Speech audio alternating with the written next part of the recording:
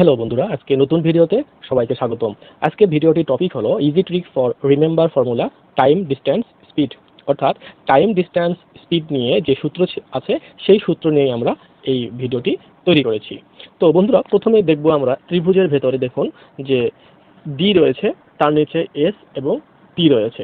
D দিয়ে আমরা ডিস্টেন্সকে mention করতেছি, এস দিয়ে আমরা স্পিডকে এবং টি দিয়ে আমরা টাইমকে মেনশন করছি। তো চলুন কিভাবে এটার শর্টকাট আমরা দেখতে পারি বা শর্টকাটভাবে নির্ণয় করতে পারি সেটাই দেখব। প্রথমেই দেখব হলো ডিস্টেন্স মানে দূরত্ব। তাহলে ত্রিভুজের কোথায় ডিস্টেন্স? একদম উপরে।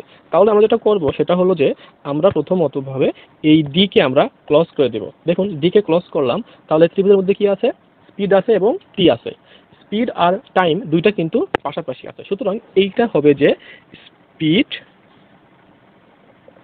Into time. ঠিক আছে, আচ্ছা এরপরে দেখবো আমরা 2 নাম্বারটা দেখবো কি, যে স্পিড অর্থাৎ বেগ। তাহলে ত্রিভুজে দেখি কোথায় আছে স্পিড? নিচে আছে। তাহলে আমরা করবো যেটা, সেটা হলো যে এই স্পিডকে এবার আমরা ক্লোজ করে দেব। এখন দেখুন যে আমাদের ত্রিভুজে কি দেখা যাচ্ছে, ডি এবং টি, ডি উপরে টি নিচে, সুতরাং ডিস্টেন্স উপরে নিচে হলো টাইম। তাহলে স্পিড সমান লিখতে পারবো আমরা যে ডিস্টেন্স ভাগ টাইম। ঠিক আছে, তাহলে বেগ সমান লেখা যাবে দূরত্ব ভাগ সময়। 3 নম্বর যেটা আমরা দেখতে পাবো যে টাইম, অর্থাৎ আমরা টাইম নির্ণয় করতে হলে কি দেখতে পাবো?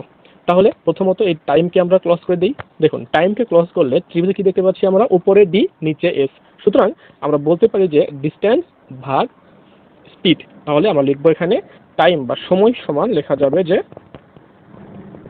Distance divided speed.